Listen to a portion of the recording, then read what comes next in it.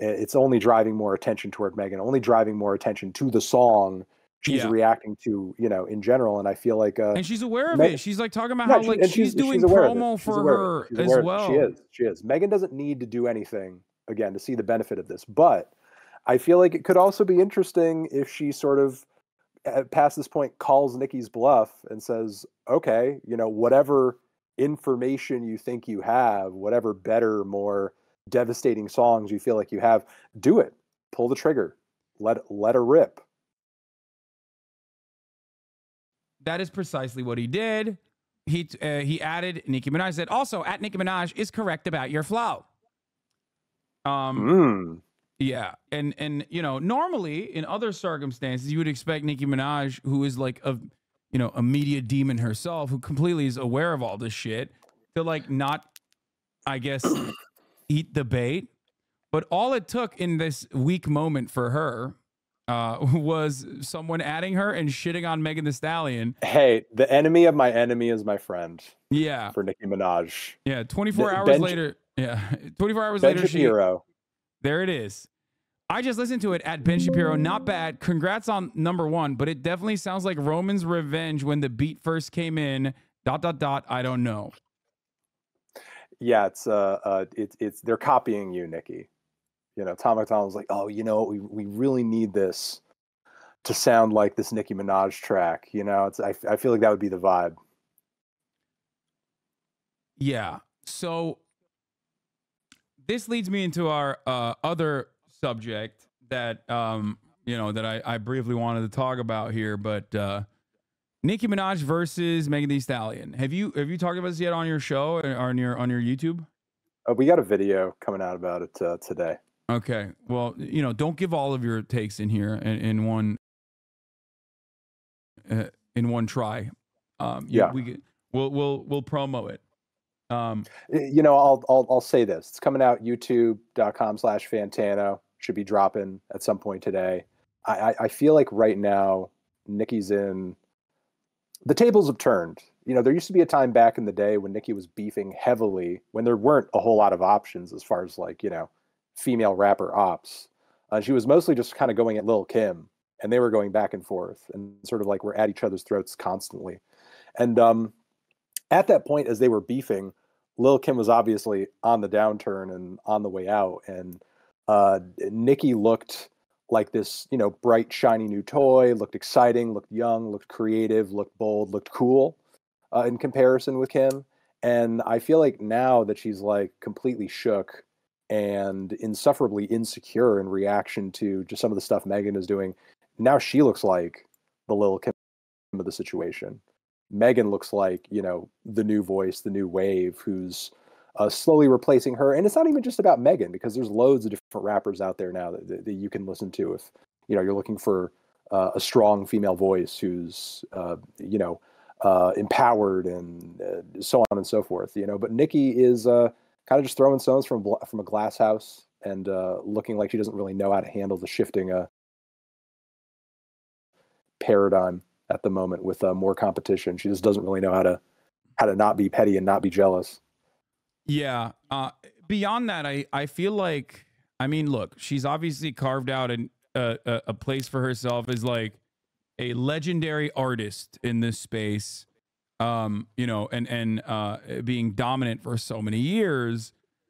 But I mean, this is like real desperate. I feel like adding Ben Shapiro and being like, and even saying like not bad to Ben Shapiro's lyrics. I mean, she's joking for sure, but like it comes across so sweaty and so desperate. It's not even just about Ben, because if you look at her entire Twitter feed, she is responding to positively or retweeting or platforming in some way, shape, or form every single piece of over-the-top positive delusional feedback that she's been getting about this beef and this song that she's just come out with. And it's clear through the Ben Shapiro endorsement that she doesn't really care about where this praise is coming from, as long as it's praise. As long as it's praise, it's like, oh, look who says my song is good.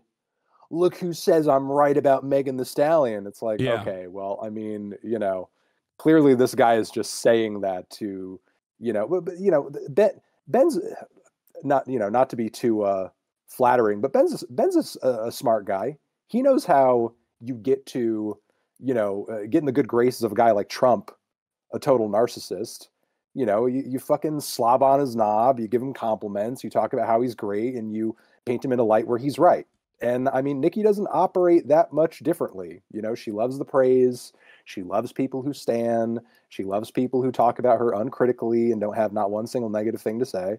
And now, of course, as a result of that, she's like, you know, fuck this other rapper who's a professional, you know, and is actually my competition and is doing a lot of great music in my field.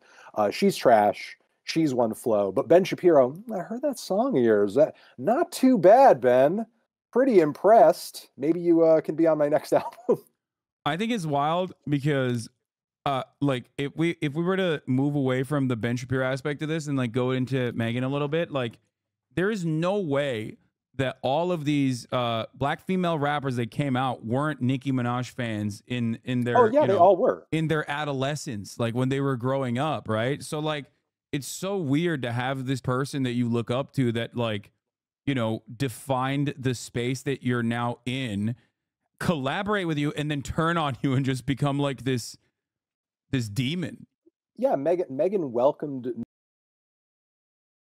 Nicki with open arms when it came to them collaborating. And honestly, as somebody who's been watching Nicki's progression for a long time, and a lot of people who have been huge fans of hers, but maybe didn't so much like the fact that she historically has been so hostile to new female rappers who have been coming up underneath her. The Megan thing was kind of exciting because it was like, okay, wait, you know, maybe the tide might turn and Maggie and maybe Nicki will start like playing with the girls a bit nicer now, and everything will be like cool, and she'll like embrace this new wave. Because as long as you just kind of jump in the water and swim, you know, with all of these artists who fucking love you to death and copy you to death, there's going to be room for you. There's going to be a home for you. Like people are going to keep praising you and celebrating your legacy. But instead, she has kind of made herself the opposition to a lot of these newer artists, or has written them off in some way, shape, or form. And I feel like it's kind of slowly becoming the death of her, because she doesn't want to look at this as like, you know, kind of a collective thing where everybody can succeed. She wants to be the queen. She wants to be number one. She wants to be forever the best. She wants to be on the throne and nobody else can sit there. Yeah. And anybody else who's kind of like, you know, coming up or doubling or tripling their numbers over time is a threat to that. And she needs to kind of snuff them out. So it's just sort of unfortunate that you can't, you know, get over that obsession with being in that spot to just kind of make room for other people. Yeah. And all of this started like this latest episode of the saga started. I believe, I guess it was like even before Hiss came out. Hiss is Megan Thee Stallion's latest song, right? Where she makes statements about not even, I mean, not like completely directly shooting at Nicki Minaj. It's a subliminal. Yeah, it's a really solid bar. These hoes don't be mad at Megan. These hoes mad at Megan's law, federal law in the United States that requires law enforcement to make information available to the public regarding registered sex offenders. Is like a direct shot, well, not a direct shot, but a subtle shot towards Nicki Minaj. For those of you who don't know, is married to Kenneth Perry, a registered sex offender who pled guilty at age 16 to attempted rape. In July 2022, he was sentenced to a year of house arrest for failing to register at his new address after moving with Minaj to California.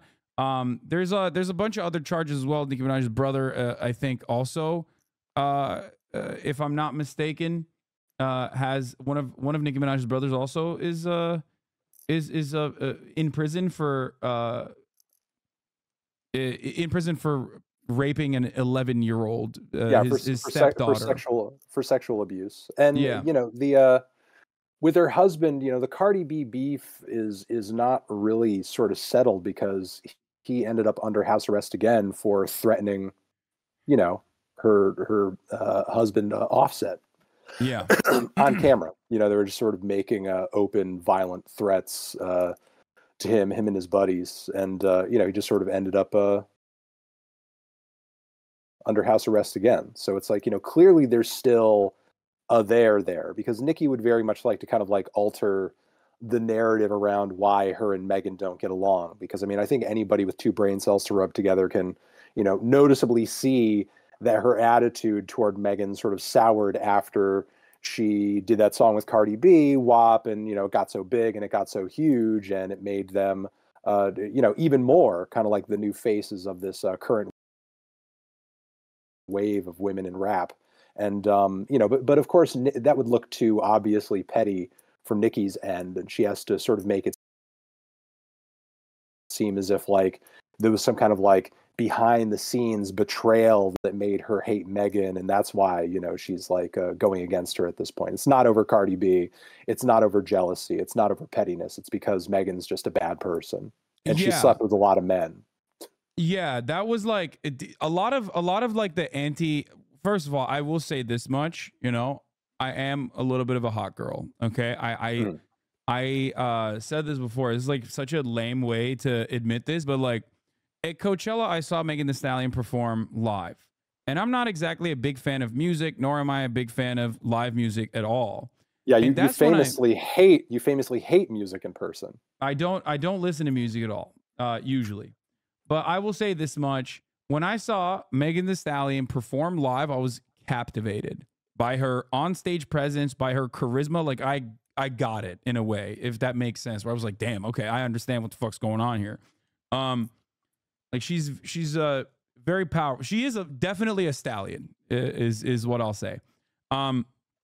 So outside of that, I have obviously like duked it out with DJ Academics. I debated him on the trial of Tory Lanez, where a lot of the anti Megan rhetoric basically revolved around just simply slut shaming. Like it was devoid of the facts of the matter, and more so was just like, well, you know, she's slept around with a lot of people, which makes it additionally. I mean, it's like a very misogynistic line that I understand when like PUA guys do it, but it's like additionally odd when you're Nicki Minaj and you're doing it, because like that's kind of an attack that has been launched against you by even the likes of Ben Shapiro, that you're promoting promiscuity, that you're like a bad person, that you yourself are like she's been slut shamed. You know what I mean? There's a lot of projection throughout the new song from Nicki against Meg. There's the bar where she's talking about her humping on a minor, which nobody sort of seems to know what that's about. But Nicki has been on video twerking on a 13-year-old. There's also the fact that she's kind of going at Megan for allegedly lying about her liposuction. Meanwhile, like few women in rap have undergone as many physical, you know, alterations, you know, have gone under the, you know, plastic surgery knife as many times as Nicki, which like is fine if you want to do that, but how are you going to shame other women for doing the same? There's just a lot of like trying to attack Megan over things that Nicki provably does or has engaged in. But, you know, to your point, yeah, the bulk of it sort of seems to be like, well, you've fucked a lot of guys, which like when you think about it in the abstract, is that as shameful as just continuing to fuck one guy who's a rapist? You know, as long as you are having a bunch of relations with people consensually, is that as big of a deal as, you know? Yeah, it's very odd. It's like the counter to like Megan's Law as a line is to turn around and be like, well, I'm gonna slut shame you, even though I have been on the receiving end of slut shaming my entire career as Nicki Minaj.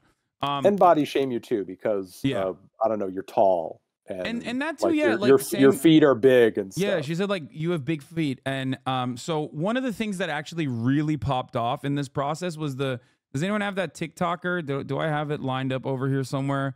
Where there was a TikToker who was like a former barb, I guess, who had to like delete his entire. Oh yeah, is that Bela Town or Bela? I know who you're talking about. I saw that video. Yeah. Now this creator was recently doxxed by Nicki Minaj fans after making this video. Okay, guys, give me the OG video instead of this like 2-minute one. But yeah, this person was like a former barb, I guess, and it was like, you know, was doing a big call out against. And he is actually like at one point was a massive Nicki Minaj fan genuinely. I've done a lot of videos on TikTok where I sort of like will react to people's music takes and favorite lists and so on and so forth. And he's regularly come out with a song list like these are my top songs of all time, and it'll be like completely insane in terms of like the variety of music covered on these lists. But like he's a big pop fan and most definitely a big Nicki fan. Yeah, here it is. To date, the self-proclaimed queen of rape has spent the past 24 hours deflecting from the fact that her husband is a convicted sexual predator who is not allowed near public parks or elementary schools by making fun of Megan Thee Stallion for getting shot, as well as referring to her as Bigfoot. It's always amusing to me how Nicki Minaj immediately jumps to making fun of other people's appearances, as if she didn't spend hundreds of thousands of dollars in 2008 getting illegal Craigslist butt injections from some guy in his basement. And not just that, she lied about it for 10 years and only confessed after her ass cheeks were visibly deflating in public and everybody could already tell. And listen, I'm not at all reveling in the fact that she's a terrible person. I was a very big Nicki Minaj fan growing up. Ask anybody who went to middle school with me. I loved her so much I would defend her to anybody who would listen. I saw her doing that, I'm gonna put her in it, and I was like, huh, finally some real music. However, around 2018, when she started intentionally surrounding herself with sex offenders, I kind of fell off the wagon. She was announcing her associations with them faster than she was dropping new music. And it's always especially humorous to me when I see Nicki Minaj as well as her fans attempt to defend her by saying, you only attack the men she associates with for being sexual predators because you don't have anything on her. I beg to differ, Barbs. Because not only are we talking about a woman who once gave a lap dance to a 13-year-old boy, we're talking about a woman who once made a song with a then 16-year-old Little Twist, in which she says these lyrics. In conclusion, yeah, she's going to hell. Let's hope all that silicone doesn't release too many toxic fumes while she's burning. So, the barbs have been like basically doing like a full-blown operation, trying to run everyone that has said anything about Nicki Minaj offline as aggressively as possible since all of this stuff sparked up again. Where I mean, they have no chill. Like they will dox you. Like I've duked it out with the bars before, and it is. I mean, I feel like it's like just held together by pure delusion at this point of just like not wanting to take a deep breath and like look at the situation and maybe hope what's best for Nicki Minaj, which would probably be to take a chill pill, take a step back, really reevaluate what's going on, and I don't know, just tap out a little bit, right? Yeah, I mean, I've had the barbs go at me recently as well because I reviewed Nicki's new album Pink Friday, which you know, for even somebody who's just been a casual fan of Nicki Minaj, like it's pretty obvious, pretty you know, clear that that album does not even begin to hold a fucking candle to the original Pink Friday. It doesn't really celebrate the weird futuristic pop and rap fusions that made that album such a unique and, you know, interesting force at the time that it came out. And there were some of them kind of going at me online with like some shared clips of my review where I noted the fact that like it's funny that Nicki hates a lot of these newer up and coming female rappers, but simultaneously on this new record of hers, like she brings on and embraces some of the sounds that they recently have helped kind of make trendy. You know, so in a way, it's almost as if like in order to kind of stay relevant or stay on top of things, she can't really live without them because, you know, she sort of needs the, you know, the youthful and relevant sounds, the hip sounds that they're generating. But simultaneously doesn't want to embrace them, doesn't want to bring them on her records, doesn't want to help them come up and, you know, get some spotlight as well. Yeah. There's also the other side, obviously, of like the full-blown offensive that Nicki Minaj has also definitely highlighted. She went on a like spree of like doxing Megan Thee Stallion's producer. I believe the barbs docs like Megan Thee Stallion's deceased mother's like headstone, like talking about defacing it and whatnot. And like, obviously there is definitely there's definitely a degree of like, well, a degree of culpability in these sorts of situations. But sometimes people do go above and beyond, and you can't really control your fan bases and whatnot. But like leaning into it as openly and aggressively as Nicki Minaj has been rather interesting. And I do think that as someone who's like always in the crosshairs and someone who is prone to emotional outbursts himself, I kind of understand what it's like when you feel like everyone's coming after you, but you know, you just can't really lean into that. You can't really lean into that because you're just, you know, you're in a death spiral at that point. Yeah, you know, for anybody who hasn't really been paying attention, like the reason Nicki Minaj has this kind of fan base is because she embraces it. Because as you said, even if it's not like in the most overt ways, like the types of people who will do these things or make, she doesn't tell them to calm down. She retweets their tweets. She likes their tweets.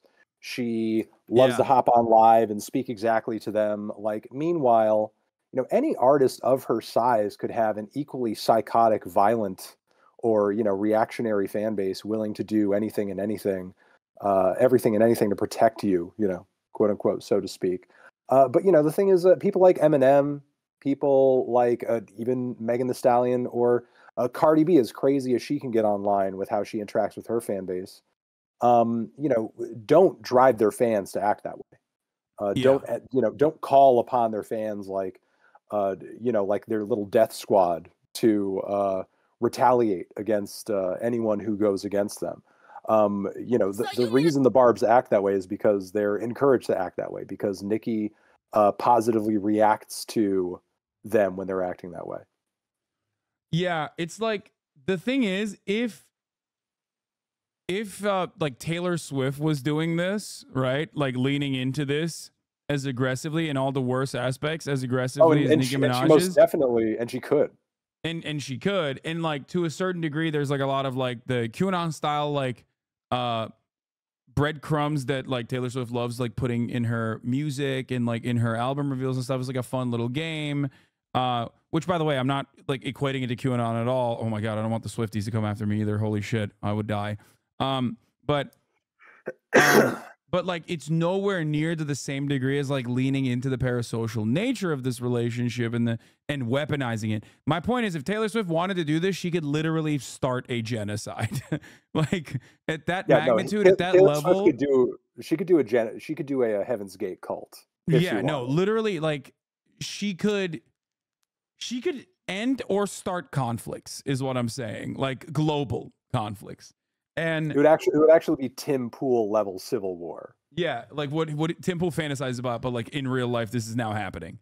So I mean, it's kind of dangerous and kind of scary when you think about it. Like the amount of like doxing that is that's happening so willy-nilly and you know, so frivolously, I guess, and death threats and all of that stuff.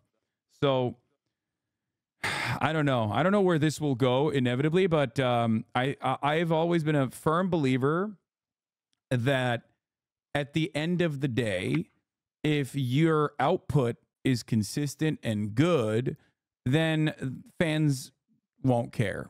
Like they will still rally around you.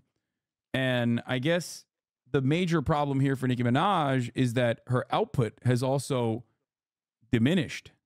I listen to, like I said, I'm not like a big music head at all, right? But I listened to parts of the diss track that she seemingly haphazardly released with a shit ton of AI art, like, you know, portraying Megan Thee Stallion as a monkey, like a hairy ape, or I guess a Bigfoot, not a monkey, but a Bigfoot, and all this stuff, you know, talking about how big her feet are. And I don't know. I feel like the song is not that good. Overall. Yeah, it's I mean, again, I'll say more about it in the video, but yeah, it's pretty disappointing. I mean, you know, you were saying that you don't really know what direction all this is going in. I sorry, mean, can I correct something? Sorry, someone said Oh, that go on. screenshot was fake. Okay. Oh, okay. All right. Well, the Bigfoot screenshot was fake. Not the like the actual feet stamp, but the Bigfoot drinking Henny with a straw or something. That was fake. Even though she does keep calling her Bigfoot, chat. She does. So, yeah, I mean, theoretically, I think Nicki has made it clear at least where she would like for this to go, because on the diss track, she makes a few pretty concrete threats as to like what she's going to do. You know, says like if there isn't like an apology in 24 hours, that she's going to be releasing more tracks and putting more stuff out, saying that if Megan so much as breathes wrong, or does anything in reference to her past this point or inflames this further, she's going to be dropping all the receipts that she could possibly drop, that she's been collecting info on her for, you know, X amount of time. And so I think Nicki's really looking to kind of like escalate this. I guess it's just kind of a matter of whether or not she really does have more information and songs, much better songs, I would hope, locked and loaded, or if she's just kind of bluffing. Yeah. There's like the whisper part. I don't know. Like musically, I can't. Yeah, the whisper it. part was weird as fuck. Was demented. Was legitimately demented. Minaj alludes to an incident of apparent sexual assault inflicted upon a minor, delivered with a sad bit of irony as Minaj's track comes in direct response to a bar from Megan Thee Stallion's diss track, His, which takes aim at Minaj's husband, a registered sex offender. Further, Minaj's brother, Jelani Mirage, was charged in 2020 with predatory sexual assault on a minor after raping his 11-year-old stepdaughter. As for Minaj herself, circulated clips filmed at one of her concerts show her giving an underage fan a lap dance on stage, a 13-year-old boy. Coupled with this instance are lyrics from a now deleted from the internet collaboration with then 16-year-old rapper Little Twist, Old Enough remix, where she raps, "You like Hooters? Look at these Hooters. I want to ride you on the back of your scooter. I'll get you real smart without a tutor." Odd that like she, you know, pointed in that direction at all, considering how much more openings she has specifically in that field. Again, it's Glass House, and it's really confusing because the thing is, like, the internet doesn't miss, man. Like, you know, when it comes to beef, when it comes to getting petty, when it comes to tearing people down, especially when they're like, you know, on so high of a pedestal, you know, dirt comes out about you real fucking fast. I mean, you already know. So the thing is, like, this bar just has so many people scratching their heads because they have no fucking earthly idea, neither do I, as to what Nicki could possibly be referencing in terms of like, what is this time or this example that you know of where Megan Thee Stallion was involved with, humping on, sleeping with whatever, somebody who was 17, 16, 15 while she was a legal adult? When did this happen? Who was it? You seem to have like this, you know, if you actually look deeper into the song, she already has this sort of like, you know, working list of every guy in rap who she knows or wants to allege that she's had sex with at some point. But who is this unnamed minor person that she's sleeping with, that you know about, that somehow every other person on the internet, even with hours and hours to sort of like, you know, look it up and post it somewhere or annotate it on social media or on Genius somewhere, nobody's been able to scrounge up? You know, what is this inside baseball that you have that nobody else seems to? She's going full-blown conservative, and conservatives love projection. That's what I think. That's my suspicion here, which is and also, like, I feel like, given that, like, if you've been watching Nicki on Twitter or on Instagram prior to the release of this track, nearly nothing she says here is new information, because she's either been tweeting it out already, or it's just stuff that people already generally know about Megan Thee Stallion. So little to none of it really comes as a shock. So, you know, because she's shown so little restraint in response to this, you know, one fucking bar on the song, it leads me to believe that if she did actually have that kind of information, she would have tweeted it out instantly, or it would have actually made it into the song, as opposed to just like kind of throwing out a weird random allegation. I don't think Nicki has the restraint to save more damning info for another 2 or 3 songs. I feel like if she wanted to destroy Megan and eliminate her as competition, she probably would have done it before this whole beef thing even bubbled up. Yeah. No, absolutely. But like I said, overall, it has to be good. The product has to be good at the end of the day. If it's not, then you know, this is going to be kind of a scary spiral where it goes out with a bang until it all just collapses in and of itself. And the people that remain on her side, in spite of like all of her actions here, which come across relatively unhinged, I feel like are just going to become even worse and worse. Hopefully, nothing truly horrible happens. But it is wild how we have, like, in some ways normalized like doxing, swatting, all this kind of behavior online. Like, we just kind of know, like, oh yeah, no, if you say something about Nicki Minaj, like, the barbs are gonna come after you. They're gonna fucking dox you. They have no chill. They're gonna try to DDoS you. They're gonna try to do everything they can to like make your life a living hell. And ultimately, no matter what, all of that, one, will very likely turn normal people away from your content. So it has like the worst aspect. It has like the exact opposite. Like, you don't want that kind of association with your music. But then beyond that, I feel like, I mean, I guess that's it. It's just like you don't want your content to be associated with like your fandom being absolutely crazy. No, it's true. I mean, this will be the last thing that I say before I head out. But as far as like Megan past this point, I feel like it could go either way. I think that she has the option at this point of like just saying absolutely positively nothing and seeing benefit of even that, because it's Nicki who's spiraling at this moment. It's Nicki who's making a fool of herself. It's Nicki who's showing herself, as desperate, because the thing is, like, good quality hip hop beef, I think, like, requires you to respond in kind, and the thing is, like, you can argue about whether or not Nicki's been successful in her efforts, but, like, regardless of how much you agree or disagree with anything she's doing, it's definitely fucking overkill, over a single bar, which you could argue, or a couple of bars that you could argue was just done in kind to the fact that Nicki had random shots for Megan on her new album. Megan just responded with a few shots on her new song. That's fair game. That's fine. But Nicki wants to act like it was Megan who fired first, and it's tweets, it's IG lives, it's a whole song, and also allegations that there are more songs to come.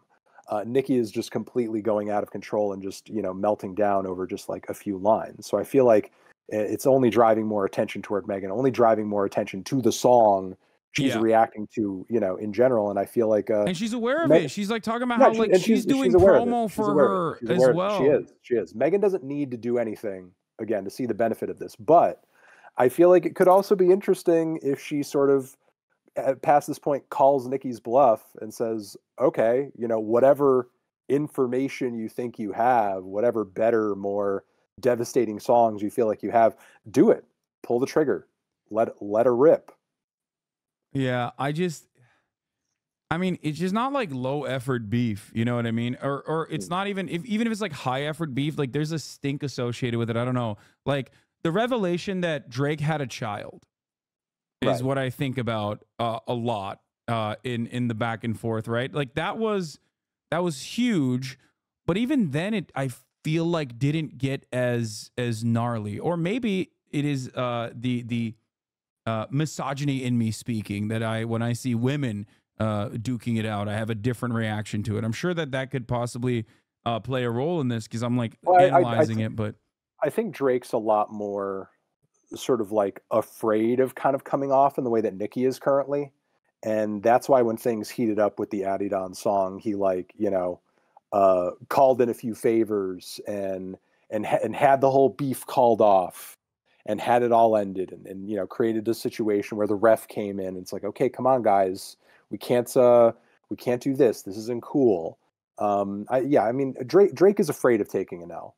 Drake's afraid of having an angry, upset, emotional reaction in the sort of way that Nicki is displaying right now. Which I mean, is you can talk about you've had personal experiences with that, as a matter of fact, in what I sure. consider to be one of the funniest things, one of the most graceful things you've ever done, ironically, was to make it seem like Drake was just simply talking to you about something so normal that he personally revealed was actually making him look so much worse. But I do think that in the Pusha T circumstance, like him taking that L and eating it, it didn't actually change the direction of his career all that much. If I'm not like, you know what I mean? Like he kept the throne of being like pop. It didn't, like being because a pop the thing star. is, like, Drake's success and Drake's career isn't really dependent on him appealing to traditional hip hop norms in terms of like being the most cunning, the most lyrical, the most willing to destroy your competition. Da da da da. He has a pop appeal, and that's it. You know, as long as he makes music that, you know, appeals to a pop audience, but has, you know, enough of a hip hop aesthetic to it that you could qualify it as rap music, it works. You know. But yeah, I mean, if Megan did respond, I feel like she wouldn't even need to go any further to, I don't know what, dig up dirt on Nicki to kind of make it, you know, actually sting. Like, she really just needs to respond to the fact that Nicki is completely spiraling out of control and losing her mind over this whole situation. It really only needs to be that if she does actually end up doing it. Yeah. So we'll see. We'll see what happens. But I wish everyone involved in this the very best. I always say this, and I mean it. I wish all the stands the very best. I hope everybody. What's up? I was going to say, I hope everybody gets some therapy. Hope everybody sees a vast improvement in their mental health over the next year. It does feel like the ball's in Megan's court, and like even like a minor reference to Nicki's age or something could just like completely cause her to erupt even further. Like, there are so many openings here. Like, you don't even have to go super hard. I feel like she's doing it to herself at this point, and it comes from the real. What's up? No, she doesn't. I feel like Nicki's essentially, with this whole meltdown, been just like pouring gasoline all over herself over the past couple of days. And I feel like if Megan really wanted to, she could just throw a match on her and it would be like over. Yeah. You know? It's just, I mean, I don't know. It's sad. I in a weird way, despite my own personal feelings, I do see a little bit of myself in the way that Nicki's behaving in some very weird, odd way. Like, I know the motivation behind her behavior. It's just like when you feel like you've been a dominant force in this space, and then you feel like, you know, she feels like people are coming after her. Like she no longer has it. You know what I mean? She no longer has the same relevance, and she's just like lashing out because she feels like the entire world is against her, and she's surrounded by people that are, or she's personally surrounded herself with people that are going to only say yes to her. And I'm not saying that I'm in a similar circumstance, obviously, because I'm mostly surrounded by people who say no to me all the time. But it does, like, I know that it is just the main motivation here is insecurity. And insecurity paired with this level of narcissism, I think, insecurity paired with this level of narcissism is a dangerous combination, especially when you have an entire, you know, not insignificant, sizable audience that will ride for you and ride into battle and do like basically cyber terrorism. Yeah, no, it's true. And you know, conversely, that would be the potential downside of Megan responding again, because the barbs are merciless. And, you know, through the Tory stuff, Megan already knows how much of a negative impact mentally and, you know, maybe even career-wise, having your brand being associated with a conflict with somebody can be, you know, because as good as her current songs are, her future songs may or may not be, like, for years from now, she's still going to continue to be remembered for the Tory stuff. You know what I mean? Yeah. And if on top of that, she also ended up being remembered as, you know, somebody or the person who, you know, ended Nicki Minaj, got Nicki Minaj's goat, so on and so forth, you know, that could just end up being another thing for people to kind of focus on other than her music. You know, so, which you know, again, could also have a negative impact as well long term. Yeah. All right. Well, Anthony Fantano, Internet Busy Music Nerd, thank you so much for coming on. You are a phenomenal voice in the space. I don't care if you rated someone's favorite album like a light 6 or something. Thank you. Mostly because I don't listen to music. That's why I can get away with saying all this stuff. Because you know, I have no like emotional attachment to like a singular artist or a song like that. So that's why we get along so well. You know, yeah, you're one of the few content creators who will endorse me because you're completely music neutral. Yeah, no, 100%. Exactly. All right. Well, thank you so much for coming on, brother. All right, I'll talk to you later. All right, bye. Guys, watch Anthony's latest video that's going to come out on all of this stuff, including the drama and the music in and of itself, obviously. So that is what I am asking you to do. Yeah, Melon is the man. Now I'm going to play this TikToker's analysis of the situation, the T and the analysis of the situation, and then we're going to move on. Can we not shit on the McDonald Shapiro song so much? I agree, it's not my best work, but the Daily Wire money paid pretty well. What can I say? Get your bag. Not listening to music as a hobby makes you so white-coated? What do you mean? White people love music. What the fuck are you talking about? It makes me weird for sure, and I recognize it, but I ain't got time for it.